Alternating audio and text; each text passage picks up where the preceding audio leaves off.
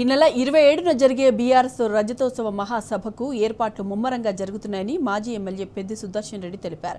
ఇప్పటికే గ్రౌండ్ అంతా చదును చేయడంతో పాటు స్టేజ్ పార్కింగ్ ప్రాంతాల్లో పనులు చేయిస్తున్నామన్నారు. తెలంగాణలోని ప్రతి గ్రామం నుంచి పెద్ద ఎత్తున ప్రజలు తరలి రావడం కోసం సిద్ధమవుతున్నామన్నారు. ప్రజలకు ఎలాంటి ఇబ్బందులు తలెత్తకుండా జాగ్రత్తలు తీసుకుంటున్నామంటున్న మాజీ ఎమ్మెల్యే పెద్ది సుదర్శన్ రెడ్డితో మా ప్రతినిధి రవికాంత్ ఫేస్ టు ఫేస్.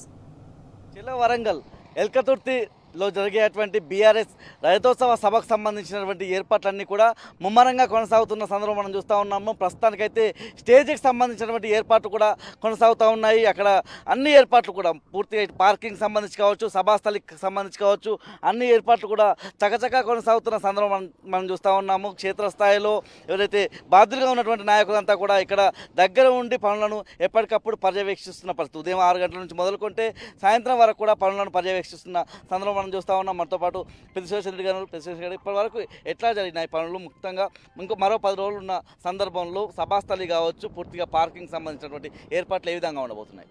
ఒక పండుగ వాతావరణంలో బీఆర్ఎస్ రజతోత్సవ సభను కేసీఆర్ గారి నాయకత్వం నిర్వహించడం జరుగుతూ ఉంది. రాష్ట్రంలో ఉన్న ప్రతి పల్లె నుంచి, ప్రతి గ్రామం నుంచి కూడా పెద్ద ఎత్తున బీఆర్ఎస్ శ్రేణులు, కేసీఆర్ గారి అభిమానులు, ప్రజలు పెద్ద ఎత్తున కదిలొస్తారు. ఇప్పటికీ అంచనాకు మించినటువంటి మెసేజ్ రావడం జరుగుతూ ఉన్నది గ్రౌండ్ నుంచి.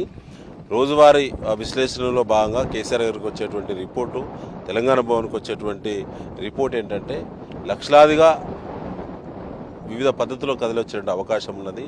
గతంలో బీఆర్ఎస్ పార్టీ నిర్వహించినటువంటి ఏ సభకు రానటువంటి రెస్పాన్స్ ఇవాళ వస్తూ ఉన్నది. ఎండల తీవ్రత ఉన్నప్పుడు కూడా దానికి సంబంధించినటువంటి సేఫ్టీ మెజర్స్ అన్నీ కూడా ఫాలో అవుతున్నాయి. ఇక్కడ సభకు వచ్చినటువంటి సమీపంలో వచ్చినటువంటి ప్రజలకు కూడా ఎక్కడ కూడా ఎండ తీవ్రత ఇబ్బంది జరగకుండా మజ్జిగ ప్యాకెట్లు లక్షలాదిగా, మజ్జిగ ప్యాకెట్లు లక్షలాదిగా, వాటర్ బాటిల్స్, చల్లటి వాటర్ కూడా అన్నీ కూడా అందుబాటులో తీసుకురావడం జరుగుతూ ఉన్నది. సభకు సంబంధించి ఇప్పటికీ అద్భుతమైనటువంటి వేదిక నిర్మాణ పనులు ప్రారంభమైనాయి. ఇవాళ 1100 పైచిలుకు ఎకరాల భూమి మొత్తం కూడా చదును చేయడం జరిగింది.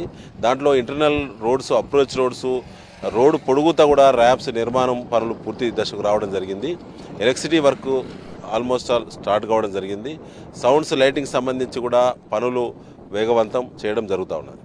దాంతోపాటు పూర్తిగా వరంగల్ సంబంధించి, ఉమ్మడి వరంగల్ సంబంధించి మొత్తం 12 నియోజకవర్గాలున్నాయి కాబట్టి 12 నియోజకవర్గాలకు సంబంధించిన జన సమీకరణ ఏ విధంగా ఉండబోతుంది? ఏ నియోజకవర్గం అంటే దగ్గరున్న నియోజకవర్గాలకు సంబంధించి చూసుకున్నట్టయితే ఇటు వరంగల్ పశ్చిమ కావచ్చు, తూర్పు కావచ్చు, ఇట్లాంటి దగ్గరున్న నియోజకవర్గం, దూరంగా ఉన్నటువంటి మహబూబాద్ వరంగల్. వరంగల్ పూర్వపు జిల్లా అంటేనే అది ఉద్యమాల కిల్లా.